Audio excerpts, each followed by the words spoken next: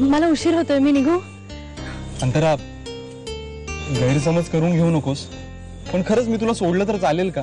नाही नाही, काहीच हरकत नाहीये. तो पुढचा चौक आहे ना, तिकडे रिक्षा मिळेल मला नक्की. ठीक आहे, मी निघते. बाय. कधी भेटशील? पुन्हा बघू, भेटू कधीतरी. Bye bye. काय रे, तुम्ही केव्हा आलात? म्हणजे एवढं लवकर का आलात परत?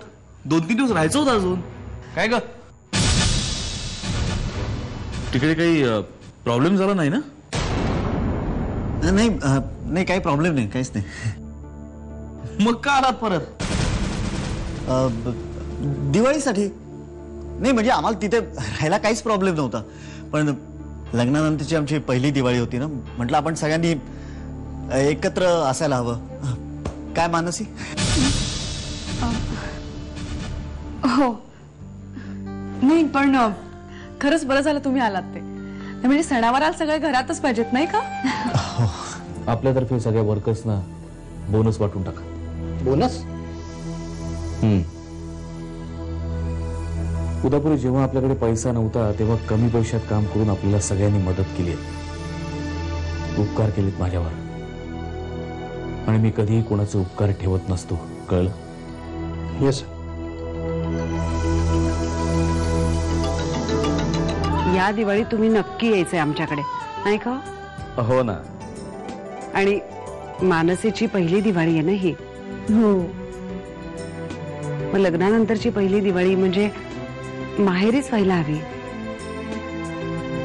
म्हणून मी असं म्हटलं की दिवाळ सणासाठी तुम्ही जर परवानगी देत असाल तर तिला घेऊन जाऊ आम्ही. हो हो, प्रश्नच नाही. म्हणजे तशी रीतच असते ना, तुम्ही घेऊन जा तिला.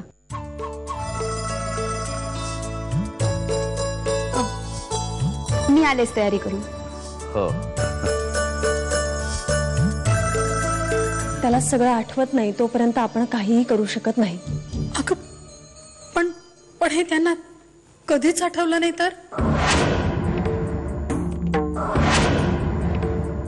नाही, असं नाही होणार आई. आई, अगं आत्ता काही दिवसांपूर्वी त्याला बाबांचे अंतिम संस्कार दिसले स्वप्नात. ही घटना सुद्धा त्याचा स्मृतिभ्रंश झाला तेव्हाच्याच काळातली. आणि डॉक्टरांचं असं म्हणणं आहे की त्या काळातलं त्याला हे आठवलंय म्हणजे हळूहळू त्याला सगळंच आठवेल. आणि मी खरंच देवापाशी हीच प्रार्थना करते की शार्दूलला लवकरात लवकर सगळं आठवावं. खास तुझ्यासाठी.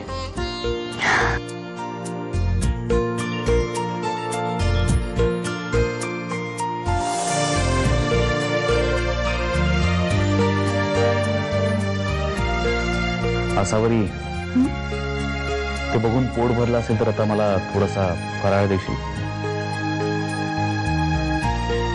भूक लागली खूप. आणते.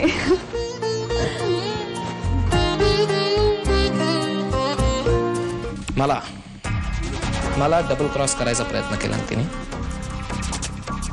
आणि त्या आदित्याशी जाऊन लग्न केलं. आता नाही त्यांच्या संसाराची वाट लावली ना मी ताई, तर नावाचं निरंजन नाही.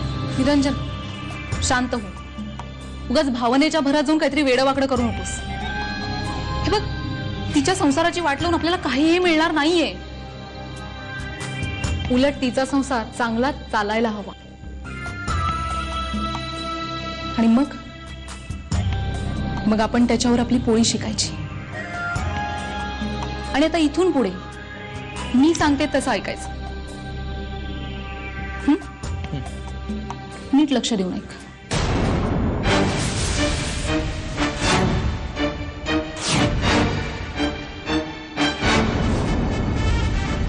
समजलं? डू नॉट वरी ताई. आता जसं तू सांगितलंस तसंच होणार.